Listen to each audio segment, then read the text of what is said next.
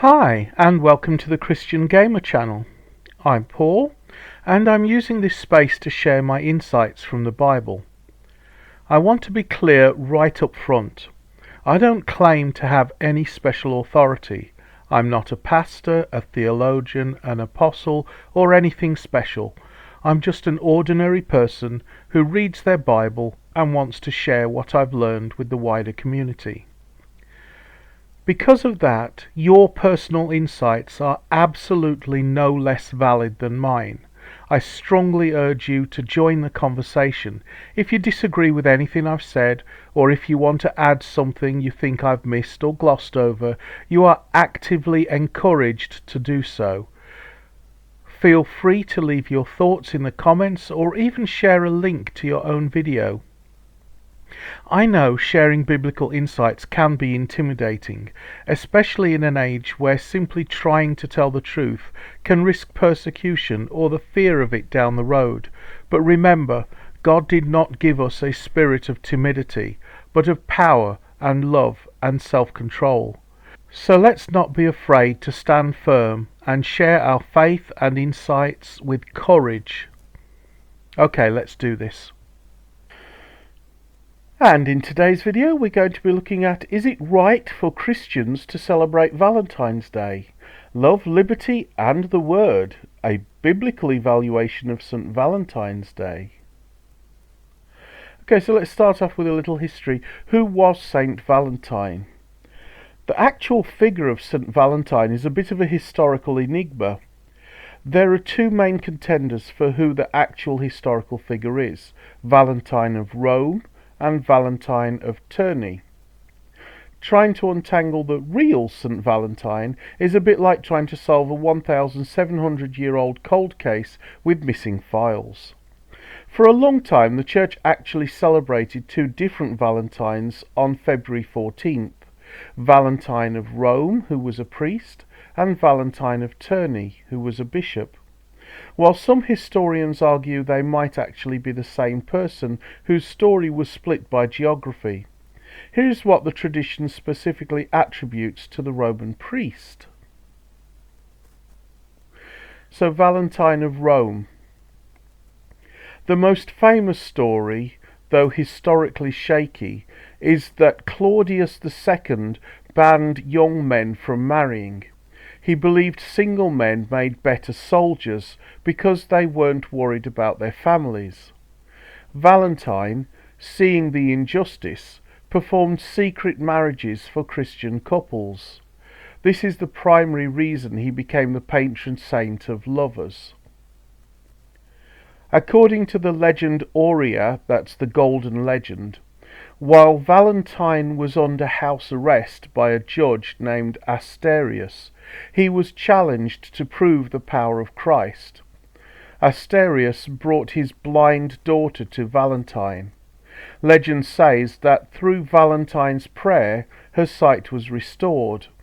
The entire household subsequently converted to Christianity. Just before his execution, Valentine is said to have written a note to the judge's daughter, whom he had healed, and signed it, "From your Valentine."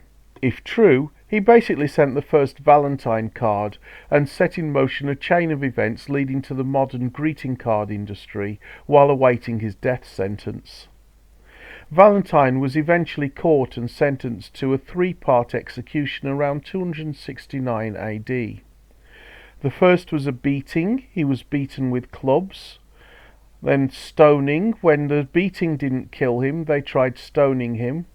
And finally beheading, when he was finally executed by beheading near the Flamian Gate. And that brings us to Valentine of Terni. While history often blurs the lines between the various Saint Valentines, Valentine of Terni, also known as Valentinus ep Interamnensis, has a distinct identity rooted in his role as bishop and a healer. The main challenge in identifying him is that some historians believe he and Valentine of Rome are actually the same person, whose story split into two traditions over time. However, in the hagiographies that's the biographies of the saints, where they are treated as separate. Here is what defines the Bishop of Terni. So first, the healing of Cherimon. Unlike the Roman priest, who is often associated with the jailer's blind daughter, the Bishop of Terni is famous for a different miracle. He was reportedly summoned to Rome by a philosopher named Craton to heal his son Cherimon, who suffered from a severely contorted spine. Valentine prayed with the boy throughout the night. The boy was miraculously healed the next morning, and this led Craton, his family, and his students, including the son of the Roman prefect, to convert to Christianity. And then we have the legend of the Rose of Reconciliation. Local folklore in Terni credits him with a more romantic gesture. It is said he once saw a young couple arguing while he was tending his garden. He picked a rose, gave it to them, and asked them to hold the stem together without pricking themselves while praying for their love. Their reconciliation was so complete that they later asked him to marry them, sparking the tradition of couples seeking his blessing. And then we have the legend of Sabino and Serapia. One of the most touching legends associated specifically with the Bishop of Terni is the marriage of Sabino, a pagan centurion, and Serapia, a Christian woman. Their families forbade the union, but Valentine agreed to baptize Sabino so they could marry. When Serapia fell terminally ill with tuberculosis, Valentine baptized Sabino at her bedside and married them just before they both died, joined forever in their final embrace. Actually, part of that legend says that at one point when they were praying, their hearts started beating in synchronism with each other, so that when the one died, the other died. And then that brings us to his death relics. Valentine of Terni was martyred during the persecutions of Emperor Aurelian around 273 AD. Some sources say Claudius II in 269 AD.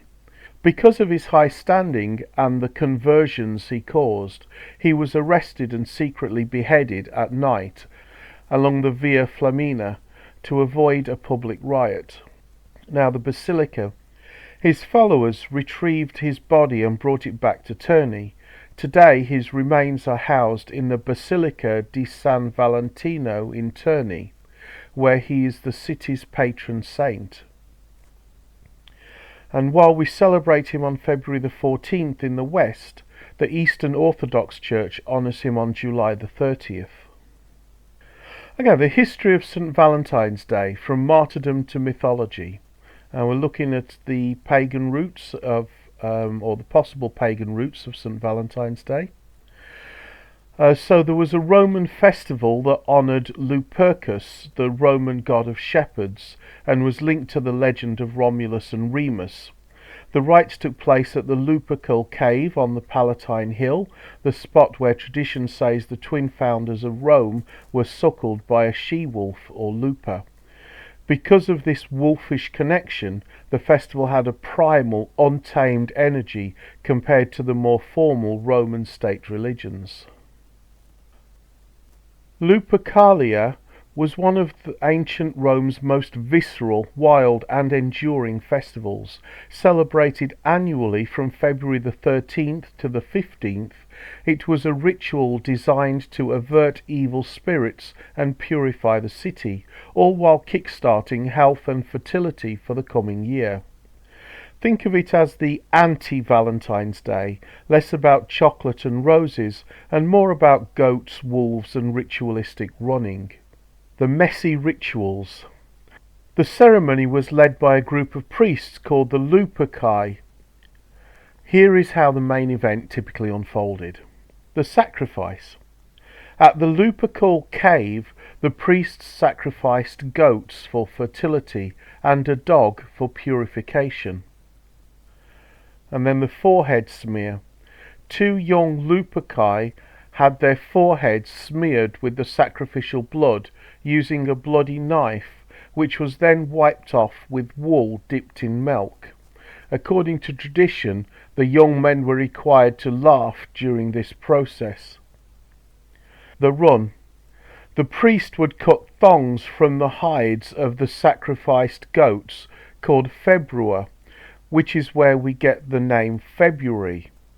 Wearing nothing but loincloths made from the skins, they ran around the base of the Palatine Hill. The lashing. As they ran, they would strike women with the goatskin thongs. Far from being avoided, women would actively line up to be hit, believing the touch of the februa ensured fertility and eased the pains of childbirth. So the tradition to Valentine's Day. Lupercalia was incredibly popular, so popular that it survived long after the Roman Empire officially embraced Christianity. By the end of the 5th century, Pope Gelasius I finally managed to abolish the pagan festival. To replace it, the Church emphasized the feast of Saint Valentine. While it's a bit of a historical debate whether Valentine's Day evolved directly from Lupercalia, the timing and the shared themes of pairing and love make the connection hard to ignore. And this brings us to Cupid and Valentine's Day, the shrinking of a god, Greek to Roman. In ancient Greece, Eros, the precursor to Cupid, was a slender, handsome and often intimidating teenager.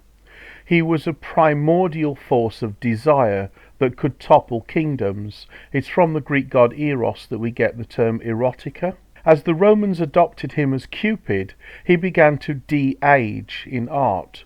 By the Hellenistic and Roman periods, artists started depicting him as a younger, more mischievous boy. This change reflected a shift in how love was viewed, moving from a terrifying, uncontrollable force to a playful, slightly annoying domestic nuisance. Which brings us to the Renaissance and the putti. During the Renaissance, artists revived classical mythology but blended it with Christian images. They created putti, chubby, winged male infants. In religious art, these were seen as cherubs or angels. In secular art, they represented Cupid. This babification made the image of Cupid safe and decorative. He became a popular shorthand for love in the paintings by masters like Botticelli and Raphael, often shown blindfolded to represent that love is blind. That brings us to Chaucer and the mating season link. Cupid and Saint Valentine didn't officially meet until the Middle Ages. In the 14th century, poets like Geoffrey Chaucer began linking St. Valentine's Day, February the 14th, to the mating season of birds and romantic courtly love. Because Cupid was already the established classical symbol for falling in love, writers and illustrators began using his image to decorate poems and letters written for the holiday. He was the perfect visual metaphor for the sudden strike of affection. That brings us to the Victorian era with the greeting card boom. The version of Cupid we recognise today, the rosy-cheeked toddler on a card, was solidified in the 19th century. The Industrial Revolution allowed for cheap, mass-printed Valentine's card. Victorians loved sentimentality and innocence. They preferred the harmless, sweet version of Cupid over the more erotic or dangerous versions of the past. In 1840, the penny black stamp made sending mail affordable for everyone. This led to a massive surge in Valentine exchanges, and stationers needed a universal symbol. Cupid, with his easy-to-draw bow and heart-shaped arrows, became the ultimate logo. Okay, so how do the various churches view St. Valentine's Day? So starting with the Catholic Church, the most surprising fact for many is that Saint Valentine is no longer on the general Roman calendar. In 1969, during the liturgical reforms of Pope Paul VI, the Church removed his feast day from the universal calendar. This wasn't a condemnation or desainting. The Church still recognizes him as a saint. Rather, it was a move towards historical accuracy. Now, the reason is that very little is known about him for certain. Records from the 3rd century are blurry, and there were actually at least 3 different martyrs named Valentine. The 2 that I've covered, Valentine of Rome and Valentine of Terni, are the 2 main front-runners. The result: on the official universal calendar, February 14th is now dedicated to Saints Cyril and Methodius, 2 monks who brought Christianity to the Slavic people. Okay, so from the point of view of the Catholic Church, St. Valentine's Day is an optional memorial. While he isn't on the global calendar, St. Valentine remains in the Roman Martyrology, the official list of recognised saints. And this means in places where he is patron saint, like Terni, Italy, or Dublin, Ireland, where some of his relics are kept, churches still hold massive feasts in his honour. And it's the priest's choice. A priest can choose to celebrate a Mass in honour of St. Valentine on February 14th, if it is a free day in the local church calendar, and the Church's soft condemnation of the secular holiday. The Church doesn't condemn the idea of celebrating love, but it often critiques how the modern holiday has evolved. Catholic leaders frequently address 2 main issues. First is commercialisation. The Church often pushes back against the greeting card version of the holiday, urging people to focus on sacrificial love, or Agape, rather than just romantic feelings or buying gifts. And the distinction between lust and love. You'll often hear Catholic clergy use the day to preach about the sanctity of marriage and chaste courtship, contrasting the fickle romance of pop culture with the steadfast love of the martyrs. Now, instead of fighting the holiday, modern parishes re-baptise it. It has become common for Catholic churches to hold blessings of engaged couples. In 2014, Pope Francis even held a massive event in St. Peter's Square specifically for engaged couples on Valentine's Day. And marriage vows renewals. Many parishes use the Sunday closest to February the 14th to have married couples renew their vows during Mass. Now, if February the 14th falls on Ash Wednesday, as it did in 2024, the Church effectively cancels Valentine's Day. Ash Wednesday is a day of fasting and penance, so the steak dinners and chocolates are technically supposed to be skipped in favour of fish and prayer. And that brings us to the Orthodox view. The Orthodox Church's perspective on St. Valentine is quite different from the Western view. While the Catholic Church demoted him due to lack of historical evidence, the Orthodox Church maintains a very traditional liturgical veneration of him, not just on February the 14th. So different dates, different Valentines. In the Orthodox tradition, there isn't just one St. Valentine. The Church recognises 2 primary martyrs by that name, and neither is traditionally celebrated in February.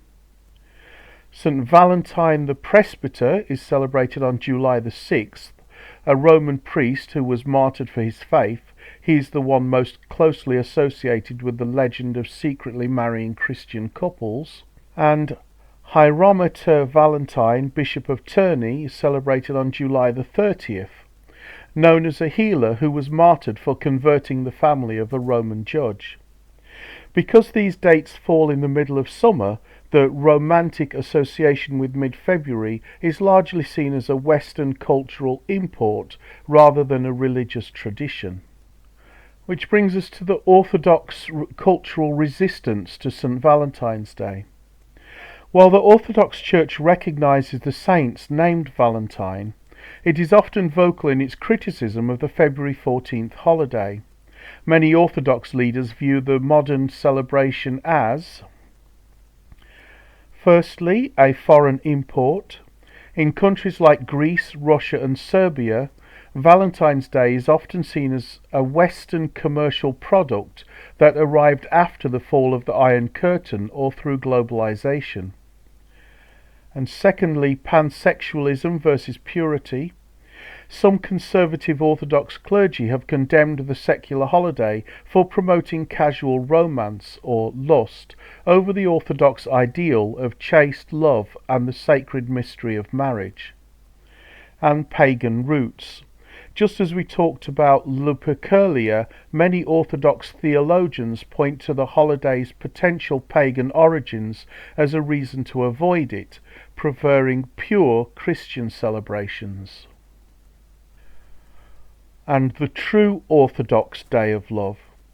Since the Orthodox Church finds the Western Valentine's Day a bit frivolous, it has promoted its own day of love and fidelity.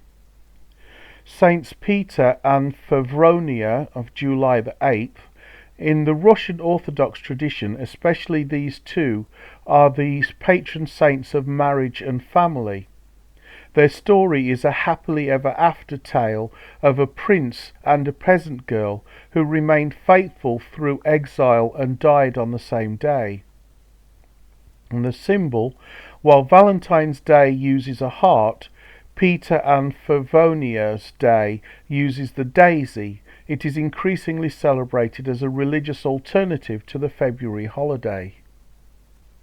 And reclaiming the martyr. Despite the criticism of the commercial holiday, many modern Orthodox priests try to reclaim the saint. They argue that if young people are going to celebrate Saint Valentine on February 14th, they should at least know he was a martyr who died for his commitment to Christ, not a god of romance like Cupid. They emphasize that his love was agape, sacrificial love, not eros, romantic desire. Which brings us to the Protestant view. Now, trying to summarise the views of the Protestant churches can be a bit like trying to herd cats.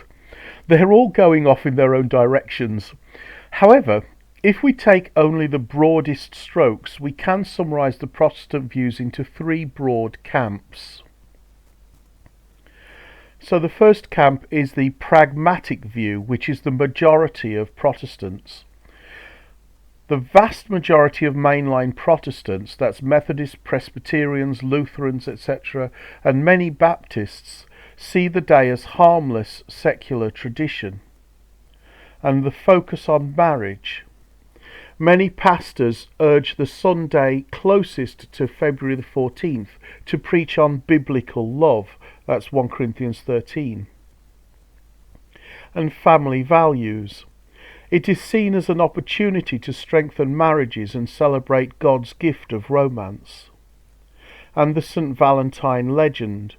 They often strip away the saint title and refer to him as Valentine the pastor, focusing on the legend that he defied an earthly tyrant, Emperor Claudius II, to perform Christian marriages.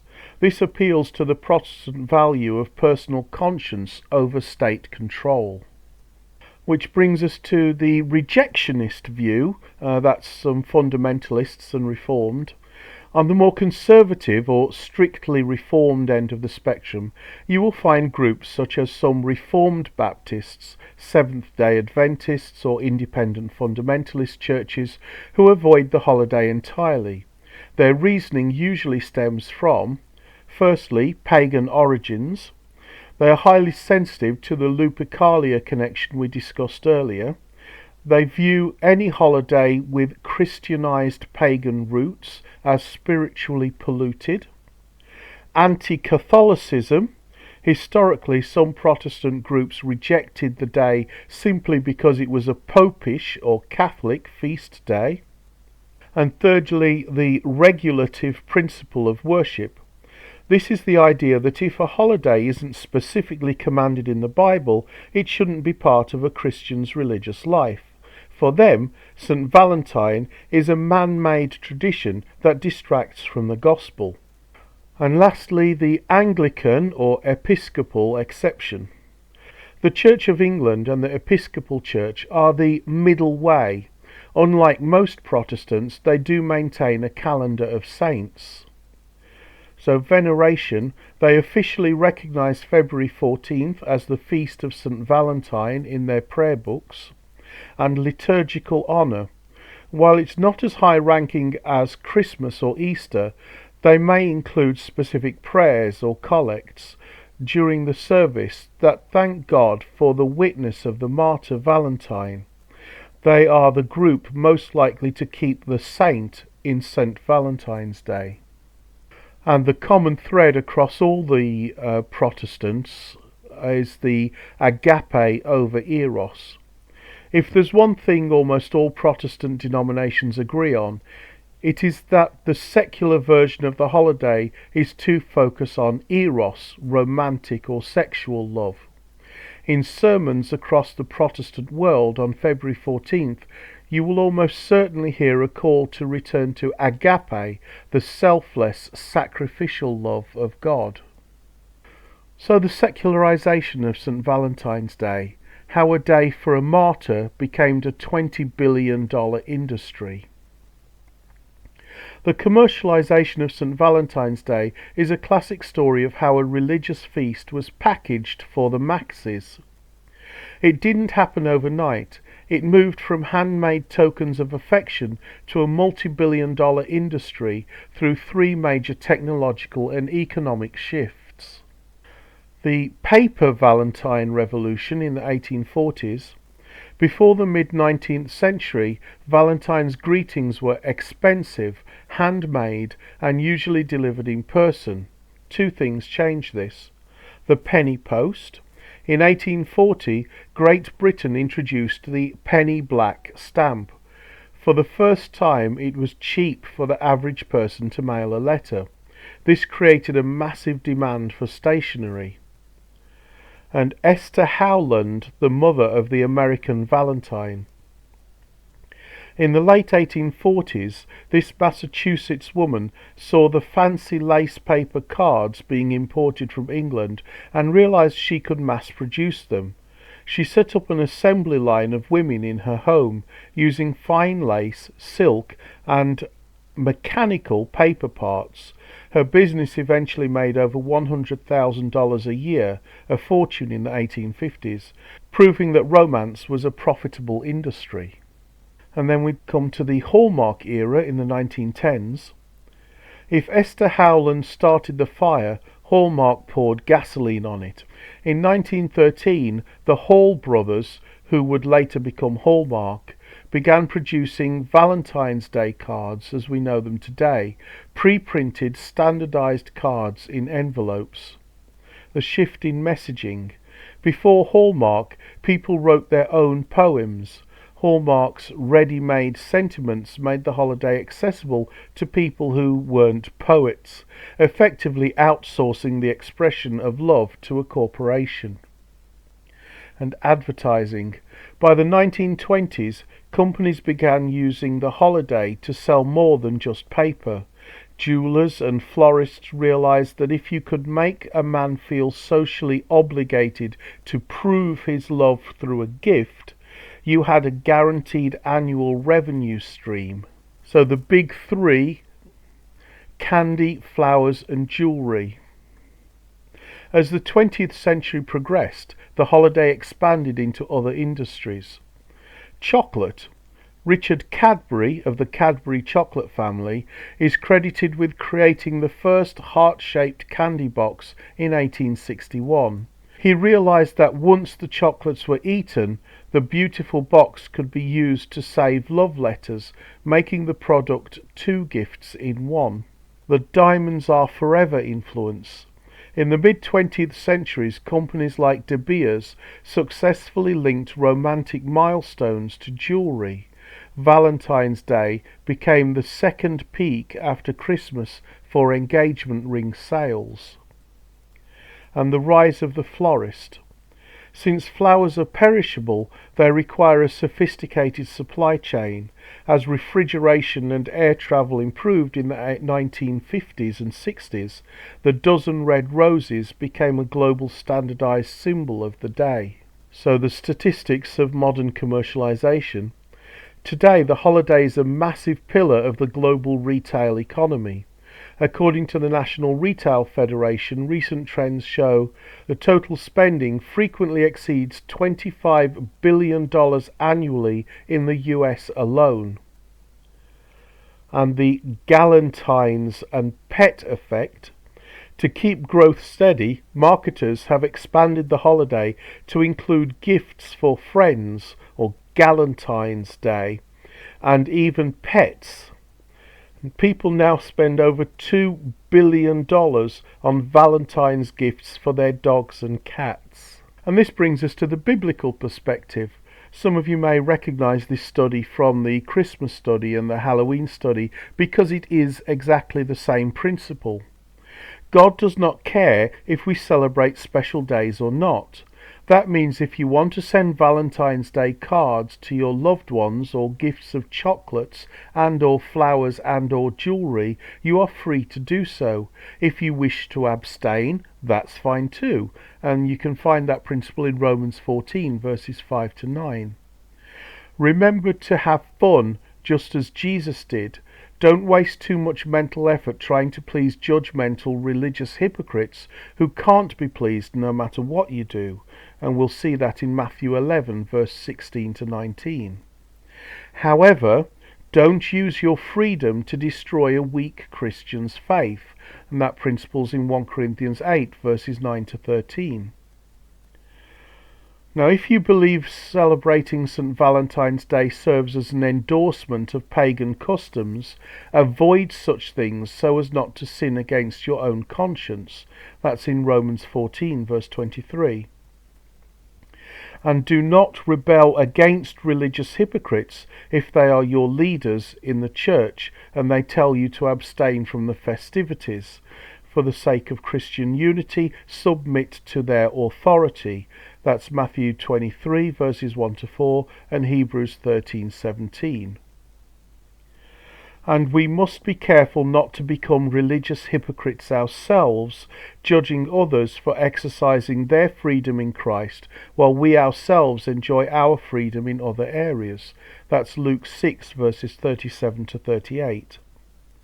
And if you choose to exercise your freedom to enjoy Valentine's Day, be careful not to be drawn into sinful activities such as sexual immorality or adultery, and that's in Galatians 5 verses 19 to 21. Okay, so this brings us to Psalm 34 verse 18. In the King James Version we read, "The Lord is nigh unto them that are of a broken heart, and saveth such as be of a contrite spirit." And the New International Version reads, "The Lord is close to the broken-hearted, and saves those who are crushed in spirit." And the English Standard Version reads, "The Lord is near to the broken-hearted, and saves the crushed in spirit." Okay, for context here, he's actually talking about the broken-hearted, those who are contrite and broken about their sin.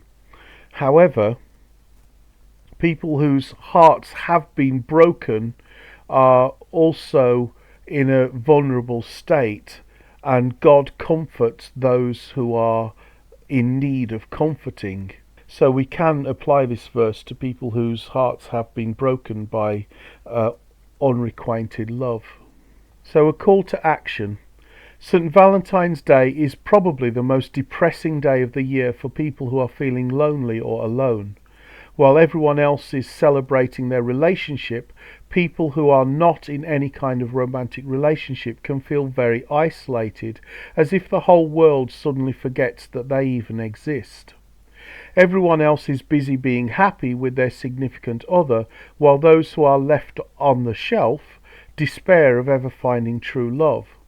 It can be difficult when we're giving so much of our time and attention, and rightly so, to our spouse or significant other, to spare a thought for those who are not in a romantic relationship. But remember, these are the people God has the most concern for, and as Christians, if we are to follow in the Lord's footsteps, so should we. Christ Jesus went out of his way to seek out the marginalised, and February 14th will see a lot of people feeling marginalised. Whether you are in a relationship or whether you are one of the people feeling isolated and alone, make every effort on February 14th to reach out to someone, even if it's just a quick phone call to check in on them and see how they are doing, so that they feel remembered. Okay, I hope that study was helpful. Don't forget to leave a like and subscribe. It really helps a small channel, and I'll look forward to seeing you in the next video.